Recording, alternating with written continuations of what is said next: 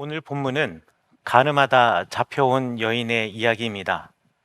성경의 많은 이야기들 중에서도 손꼽을 만한 감동적인 이야기이죠.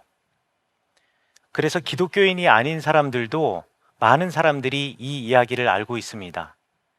특별히 예수님께서 하신 말씀, 너희 중에 죄 없는 자가 먼저 돌로 치라. 이 말은 너무나 유명해서 때로는 맥락 없이 사람들 사이에서 인용되기도 합니다. 본문에서 예수님께서는요, 간음하다가 잡혀온 여인을 죽음의 문턱에서 구원해 주시고 그 여인을 정죄하지 않으면서 죄를 용서하시는 하나님의 자비를 보여주셨습니다. 또 간음은 죄라는 것 또한 분명히 말씀하시면서 옳고 그름의 기준은 무너지지 않는다라는 것도 보여주셨습니다. 조금 어려운 말로 하나님의 자비 그리고 하나님의 공의를 동시에 보여주신 이 이야기는 예수님의 수많은 이야기 중에 백미라고 손꼽을 수도 있겠습니다. 그래서일까요? 중세교부 어거스틴은 간음하다 잡혀온 이 여인의 이야기를 은혜를 베푸는 이 예수 그리스도와 그 은혜를 받는 이 여인, 이 두 사람이 펼친 한편의 멋진 드라마다라고 평가하기도 했습니다.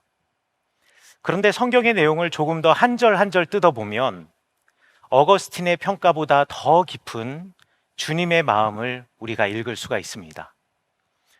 성경 말씀 2절과 5절에서는요, 이 사건의 배경에 대해서 설명하고 있습니다. 예수님께서 성전에 가셨습니다. 그리고 그곳에서 율법을 가르치셨습니다. 주님의 마음을 알려주셨습니다. 그때 서기관들과 바리새인들이 음행하다 잡힌 여자를 끌고 와서는 가운데 세우고 나서 이렇게 고발합니다. 제가 2절부터 5절까지의 말씀을 쉽게 풀어서 말해보겠습니다. 선생님, 이 여자는 간음하다가 현장에서 잡힌 현행범입니다. 율법에서는 어떤 사람이 악한 일을 행했다면 적어도 두 사람의 증인이 있어야 된다라고 하는데 이 여인에 대해서는 그런 증인도 필요 없습니다. 왜냐하면 간음하는 자리에서 잡혔거든요. 모세의 율법에는 이러한 여자를 돌로 치라고 명하는데 선생님은 이 여인을 어떻게 하는 것이 맞다고 생각하십니까? 2절과 5절에서 말씀하시는 이 사두개인과 바리새인들의 질문이 바로 이것입니다. 여기까지는요, 상황 설명입니다. 그런데 벌어진 사실에 대해서 이야기를 하고 있는데 이 여자가 예수님께 예수님, 아니에요. 억울합니다. 저 그런 적 없어요. 라는 말을 하지 않습니다. 그런 걸로 보아서는 정말 이 여인이 간음을 한 것이, 악을 행한 것이 맞는 듯 하기도 합니다.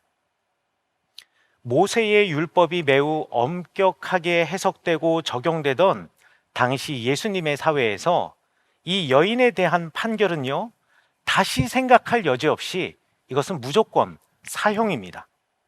더 구체적으로 레위기 20장 10절과 신명기 22장 22절에서는 이러한 사람을 돌로 쳐 죽이라고 명령하고 있으니 더 구체적으로 말해서 돌로 쳐 죽이는 사형이 분명합니다. 이것을 서기관과 바리새인이 모를 리가 없겠죠.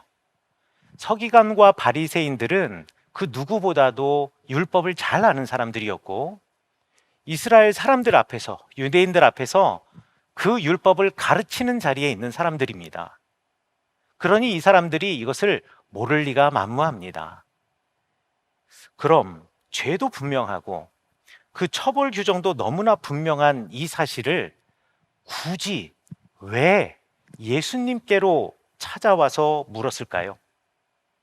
6절을 보니까 예수님을 궁지에 내몰려고 그랬던 것이랍니다. 6절에 이렇게 기록되어 있죠.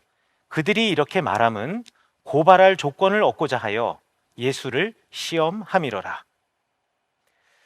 도대체 이 상황이 예수님을 어떤 식으로 곤란하게 만들 수 있는가에 대해서는 여러 가지 설명이 있는데 그 중에 하나를 제가 여러분에게 소개해 드리려고 합니다. 예수님 당시 유대인들의 자치적인 사법 기구가 있었습니다. 산헤드린이라고 불리는 기구인데 우리말 성경에는 공회라고 번역이 되어 있습니다. 로마의 황제는요, 원칙적으로 이 유대인 공동체를 이분화시켰습니다. 그러니까 정치와 행정에 관한 문제는 로마의 사법기구에서 다루게 하였고, 유대인들의 종교의 문제에 대해서는 이 산헤드린, 유대인들의 자치 사법기구에 맡겨서 처리하는 통치를 이 로마 사람들이 이스라엘 땅에서 유대인들에게 허락하였습니다. 그런데 이렇게 이분화된 통치 체계를 지키다 보니까 한 가지 문제가 생겼습니다. 공회, 그러니까 산헤드린이 유대교의 율법을 따라서 사형을 언도하고 집행할 권리를 갖게 된 것이죠. 그래서 종종 이것이 문제가 되기도 했습니다. 그래서 주후 약 30년경에 로마의 황제는 이 유대인들이 가지고 있었던, 산헤드린이 가지고 있었던 사형을 언도하고 그것을 집행할 권리를 박탈하였습니다. 이런 시대적 배경을 이해한다면 사두개인들과 바리새인들이 가늠하다 현장에서 잡힌 여인을 예수님께로 데려와서 예수님을 어떤 식으로 궁지로 몰아넣으려고 한지를 우리가 추측할 수가 있습니다. 만약에 예수님께서 이 서기관과 바리새인들의 질문에 대해서 그래, 마땅히 율법에서는 돌로 쳐 죽이라고 하지 않았느냐 라고 대답하신다면 이 사람들이 이 여인을 정말 돌로 쳐 죽인 다음에 로마 당국이 이것을 문제 삼을 때 우리는 너희들에게 이렇게 사형을 언도할 권리를 주지 않았는데, 이미 박탈하였는데 왜 임의적으로 그렇게 했느냐 라며 추궁할 때 이렇게 대답할 수 있겠죠. 우리는 다 알고 있습니다. 그런데 우리 공동체에 대단히 영향력이 있는 랍비 예수라는 사람이 있는데 그 사람이 선동을 해서 이 여인을 돌로 쳐 죽이라고 부추겼어요. 그래서 우리가 어떻게 말려볼 길이 없었습니다 라고 하면서 예수님을 궁지로 내몰 수 있는 가능성이 생기는 겁니다. 또 만약에 예수님께서 그 여인에 대해서 연민의 마음을 가지고 뭘 그렇게까지 하니, 이 여인을, 이 죄를 용서해라 라고 말한다면 말이죠, 모세의 율법과 유대인의 전통을 거스른 사람으로 유대인 공동체에서 사회적으로 매장시킬 수도 있습니다. 그러니까요, 서기관들과 바리새인들의 입장에서는 예수님이 어떤 대답을 하시던 간에 그것을 엮어서 예수님을 궁지로 몰아넣을 수 있는 나름대로 묘수를 찾아낸 것이 바로 이 간음한 여인을 주님 앞에 데려와 세운 것입니다. 예수님께서는 서기관들과 바리새인들의 이 마음을 아셨습니다. 그리고 땅바닥에 무언가를 적으셨어요. 예수님께서 무엇을 적으셨는지에 대해서는 우리가 도무지 알 길이 없습니다. 요한복음이 기록해 놓지 않았기 때문에 딱히 이겁니다 라고 말할 수 있는 근거가 전혀 없습니다. 하지만 예수님과 서기관, 바리새인들 사이의 대화의 이 맥락을 보건대 바로 지금 이 상황을 판단하기 위해서 서기관과 바리새인들이 지금 들고 나온 그 율법, 레위기 20장 10절의 말씀과 신명기 22장 22절의 말씀을 쓰지 않으셨을까요? 그 내용은 이렇습니다. 누구든지 남의 아내와 간음하는 자, 곧 그의 이웃의 아내와 간음하는 자는 그 간부와 음부를 반드시 죽일지니라. 어떤 남자가 유부녀와 동침한 것이 드러나거든 그 동침한 남자와 그 여자를 둘 다 죽여 이스라엘 중에 악을 제할지니라.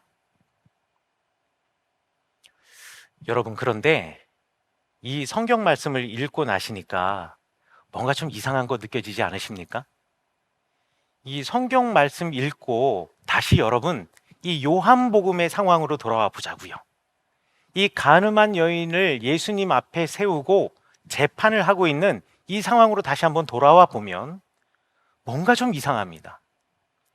서기관들과 바리새인들은 율법을 잘 알고 있는 사람들이에요. 그런데 그들이 율법을 정말 잘 알고 그것을 제대로 적용하고 있다면 이 자리에 이 여인만 데리고 나오면 안 되는 겁니다. 분명히 율법에서는요, 그 남자도 데리고 나와야 한다. 그리고 그 남자도 죽여야 한다라고 이야기합니다. 그러니까 그 여인과 함께 있었던 그 남자도 지금 이 자리에 그 여인 옆에 서 있어야 한다라는 거죠. 그런데 남자는 쏙 빼놓고 여인만 데리고 온 겁니다. 남자를 왜 데리고 나오지 않았는지도 성경에 나와 있지 않기 때문에 이것이다 라고 제가 단언할 수는 없습니다. 그 남자가 유력한 사람이어서 손을 댈 수 없는 사람이었는지, 아니면 그 공동체에서 힘 있는 사람이어서 감히 그 사람의 이름을 입에 올릴 수가 없었던지, 아니면 너무나 잘 아는 이웃이어서 그냥 그 사람에게 대해서는 눈 감아주고 그냥 이 여인만 처벌하는 선에서 지금 이 상황을 끝내려고 하였는지 그 이유는 알 수 없습니다만, 적어도 분명한 것은 이들은 절반의 진실만을 갖고 나와서 예수님을 지금 시험하고자 하는 것입니다. 이들은 분명히 율법에 대한 열심과 열정을 갖고 있는 사람들이에요. 그러나 그들의 열심과 열정은요, 그 방향과 목적이 완전히 잘못됐습니다. 율법이 무엇일까요? 율법은 하나님의 백성으로서의 삶을 가르치고 또 그렇게 살게 하기 위해서 우리에게 주신 하나님의 가이드라인입니다. 안내선이죠. 하나님께서 우리에게 율법을 주신 목적은요, 우리가 하나님의 백성이 되게 하는 것입니다. 그리고 하나님의 백성답게 살게 하시려고 우리에게 율법을 주신 거예요. 하나님의 율법은 그러니까 우리를 살리려는 것이 목적이지 우리를 심판하고 죽이려고 하는 것이 아니라는 거죠. 하나님의 백성이라면요, 하나님을 사랑하기 때문에 하늘의 법을 지키며 살아가야 합니다. 그 법이 무엇이냐면 하나님을 사랑하고 내 이웃을 내 몸과 같이 사랑하는 것입니다. 유대인들은 그 구약 성경에 나와 있는 그 율법들을 613개로 구분하여서 그 율법을 열심히 지켜나갑니다. 하지만 이 율법을 한 문장으로 줄인다면 바로 이 말씀입니다. 하나님을 사랑하고 내 이웃을 내 몸과 같이 사랑하는 것. 하나님을 사랑하기 때문에 내 이웃을 내 몸과 같이 사랑하는 것. 하나님의 백성으로서 하나님이 말씀하신 삶을 살아간다면 이웃을, 사람을 사랑할 수밖에 없습니다. 선대할 수밖에 없습니다. 그리고 만나는 모든 사람들을 어떻게든 하나님의 백성으로 삼아야 했기 때문에 그 사람에게 다가가고 긍휼한 마음을 가질 수밖에 없는 거예요. 그러나 서기관들과 바리새인들의 그 율법은 이웃을 베는 칼이었습니다. 그것도 자신들의 상황에 따라서 여인에게는 아주 예리하고 날카로운 칼이었고요, 자기들과 관계 있는 남자에게는 뭉툭하고 이빨 빠진 칼이었습니다. 예수님은 그런 서기관들과 바리새인들의 마음을 아셨습니다. 예수님께서는요, 또 여인의 딱한 사정, 그리고 여인의 마음도 아셨습니다. 이 여인은요, 예수님께서 직접 물어보기 전까지 지금 사람들이 비난하고 이 여인을 정죄하고 있는데 단 한마디도 변명을 하지 않았습니다. 아니, 변명하지 못했을 겁니다. 공정하지 않은 저울에 자기를 매달아 놓고 자기만을 비난하는 사람들, 그 사람들에 대해서 내 마음속에 분노하는 마음은 있지만 그럼에도 불구하고 자기도 분명히 잘못한 것이 있고 또 억울함을 토로하자니 이 공동체 내에서 내가 그럴 만한 처지에 있는 사람도 아닌 거죠. 그러니 어쩔 수 없이 침묵할 수밖에 없었습니다. 그런데에다가 사람들은 이 여자를 데리고 와서 왜 이 여자가 이런 상황에 놓이게 되었는지 신문하지도 않았고, 아니 그 여인의 개인 사정에 대해서는 관심도 갖지 않았습니다. 그들의 눈에는요, 이 여인은 그냥 내가 마음대로 재단할 수 있고 그저 율법을 어긴 공격의 대상이었을 뿐이에요. 그러나 예수님은 누구에게도 말할 수 없고 또 누구도 이해할 수 없는 그 여인의 깊은 슬픔을 아셨습니다. 그 여인의 상처투성이 마음을 주님께서는 이미 아셨습니다. 서기관과 바리새인들이 계속 예수님께 재촉하면서 이 여인을 어떻게 해야 하냐고 묻자 마침내 7절에서 우리 주님께서 이렇게 대답하십니다.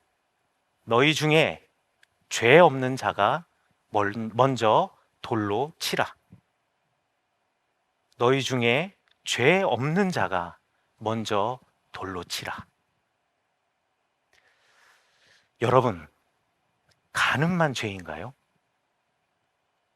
여러분, 간음만 죄일까요? 율법을 주신 하나님의 마음에는 관심이 없고 오직 그 글자에만 얽매여 사는 것, 사실 이게 죄입니다. 율법으로 사람을 살리지 않고 그 율법으로 사람을 죽이는 것, 여러분 이게 죄입니다. 율법을 온전히 적용하지 않고 자기 입맛대로 적용하는 것, 여러분 이게 죄입니다. 그러므로 여인을 돌로 쳐 죽이기 위해서 끌고 나온 그들 모두가 죄인입니다.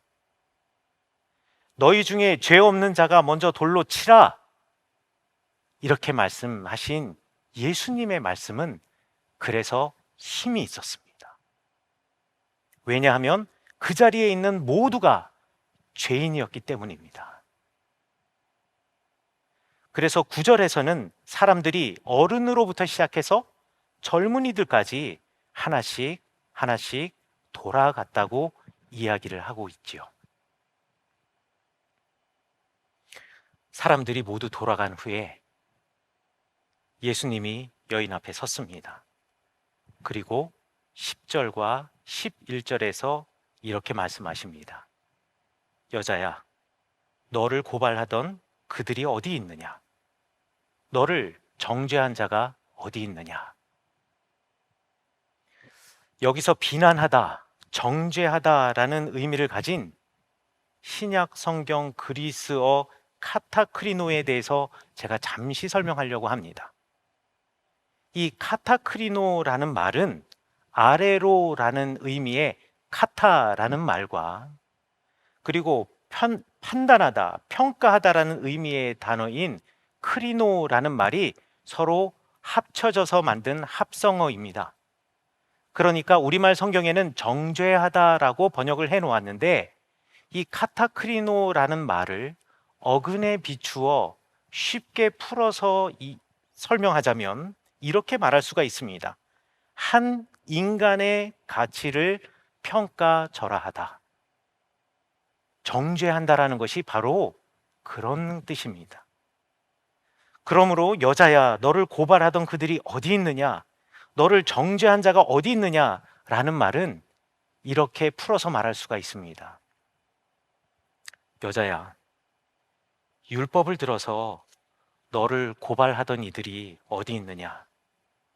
너의 인생을 살피고 이해하려는 긍휼한 마음 없이 그저 내 지금 모습을 보고 하나님이 창조하신 너, 하나님이 긍휼한 마음을 가지고 가장 소중하게 생각하는 너를 가치 없는 인간으로 평가하던 그 사람들 지금 어디 있느냐? 여자가 대답합니다. 주여, 없나이다. 그러자 예수님께서 11절에서 이렇게 말씀하셨습니다. 나도 너를 정죄하지 않겠다. 제가 이 예수님의 말씀 뒤에 있는 숨어 있는 주님의 마음을 이 성경 전체의 맥락에 비추어 다시 한번 펼쳐 읽어보겠습니다. 주님께서 이렇게 말씀하십니다. 소중한 딸아, 나는 내 삶을 평가하지 않는다. 내가 어떤 모습으로 지금 이 자리에 서 있던 간에 너는 내 딸이다. 내가 너를 안다. 지금까지 이 모진 삶을 살면서 어떻게든 살아보겠노라고 몸부림치던 너를 내가 안다. 모진 세월 사느라고 정말 애썼다. 애썼다, 딸아. 주님의 이 말씀이 여인의 슬픔에 닿았습니다. 차마 누구에게도 하소연할 수 없었던 그 무거운 마음에 이 예수님의 말씀이 닿았습니다. 그리고 난 다음에 주님께서 말씀하시죠. 이제 다시 죄짓지 말아라. 예수님은 이 땅에 하나님의 마음을 보여주시기 위해 오셨습니다. 서기관과 바리새인들은 율법의 글자로만 사람들을 저울질했습니다. 너희들이 이래야 하고 저래야 하고 그래야 하나님이 받으시고 그래야 하나님이 인정해 주신다라고 가르쳐 주셨습니다. 그렇지만 서기관들과 바리새인들은 율법을 왜곡한 것입니다. 서기관과 바리새인들은 율법을 왜곡하여서 하나님을 마치 채찍과 몽둥이를 들고 율법을 어긴 사람들을 벌하시는 분이라고 가르친 셈이 되는 것입니다. 그리고 사람의 삶을 품고 이해하기보다는 그들은 사람들을 평가하고 판단하기에 바빴습니다. 정죄하려고 하였습니다. 그렇지만요, 하나님은 우리의 어떠함을 받으시는 것이 아니라 우리의 존재 그대로를 사랑하고 품으시는 분이십니다. 그것이 아버지의 마음입니다. 그래서 예수님께서 말씀하시는 겁니다. 내 마음은 그렇지 않다.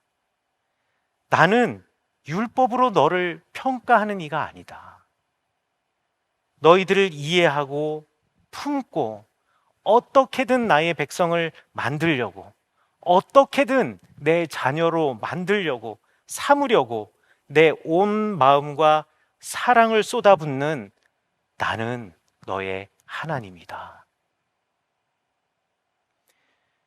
요한복음을 기록한 요한 선생님은 이 이야기를 통해서 바로 이런 하나님의 마음을 알려주시려고 하셨던 겁니다. 고난주간에 우리도 주님 앞에 섰습니다. 마치 간음하다 잡혀온 여인처럼 주님 앞에 죄인의 모습으로 섰습니다. 율법의 글자로는요, 우리는 회생 불가능한 사람입니다. 그러나 우리를 살리시는 율법, 그 율법을 주신 하나님의 마음은 죄인인 우리조차도 안아주시고 품어주시고 보다듬어주시고 이해하십니다. 우리는 그리스도 예수님을 따르는 제자이고 하나님 아버지의 마음을 품고 살아가는 그분의 자녀입니다. 그렇기 때문에 우리는 예수 그리스도의 생애를 뒤쫓아가야 합니다. 닮아가야 합니다. 우리도 그렇게 살아야 합니다. 그렇다면 말이죠, 여러분도 주님의 마음을 가지시고 여러분이 만나는 이들을 이해하고 사랑하고 또 그들을 주님의 백성으로 삼는 복음의 전도자가 되어야 합니다. 나를 안아주시고 품으시고 보다듬으시고 이해해 주신 주님께 감사하는 마음, 그 마음을 넘어서 받은 사랑 때문에 죄의 길에서 돌아서고 그리고 난 다음 예수 그리스도가 보여주신 안아주신 사랑, 품어주신 사랑, 보다듬어 주신 사랑, 이해해 주신 사랑, 그 사랑의 삶을 내가 만나는 이웃에게 그대로 돌려주면서 삶으로 예수님을 증거하셔야 합니다. 오늘 바로 이 날이, 그리고 이 주간이, 그리고 평생의 여러분의 삶이 가늠하다 잡혀온 여인처럼 주님으로부터 값없이 받은 은혜 때문에 내 삶을 바꾸고 바뀌어진 삶으로 예수 그리스도, 우리 예수님의 복음을 전하는 그 시작이 되시기를 간절히 축원합니다. 기도하시겠습니다. 주님, 오늘 말씀을 통하여 주님 마음 알게 하시니 감사합니다. 율법적으로 사람들을 평가했던 부끄러운 저의 삶을 되돌아봅니다. 부끄럽습니다. 저의 판단과 평가로 얼마나 많은 영혼들이 죽음의 문턱으로 내몰렸는지를 생각하니 죄인 중에 죄인이 바로 저임을 고백합니다. 이제 말씀을 통해서 저의 이 죄인된 모습을 보게 하셨으니 이제 주님께로 돌아가겠습니다. 주님, 이제 나의 삶을 온전히 주님께 맞추겠습니다. 평가하기보다는 이해하고 내가 만나는 모든 사람들을 공감하며 마음으로 끌어안겠습니다. 주님, 또한 말씀을 통해서 제가 가늠한 여인처럼 주님 앞에 섰음을 보게 하시니 감사합니다. 아무런 자격 없지만, 아니 오히려 늘 넘어지고 죄를 짓는 저이지만 그런 저를 지금까지 안아주시고 품으시며 보다듬고 이해해 주신 주님을 말씀을 통해 보게 하시니 감사드립니다. 우리를 그렇게 만나 주셨기에, 저를 그렇게 안아주시고 품어주셨기에 이제부터 저도 주님 따라 살겠습니다. 부족하고 항상 실수하는 우리와 늘 동행하시는 주님의 성령의 힘을 의지하며 살아가겠습니다. 항상 우리 곁에서 나를 지켜보시며 넘어질 때마다 일으켜 세우시고 응원하시는 주님께 감사하며 하루하루를 새롭게 살겠습니다. 나를 찾아와 주신 주님과 주님의 복음을 삶으로 전하며 살겠습니다. 도와주시옵소서. 예수님 이름으로 기도합니다. 아멘.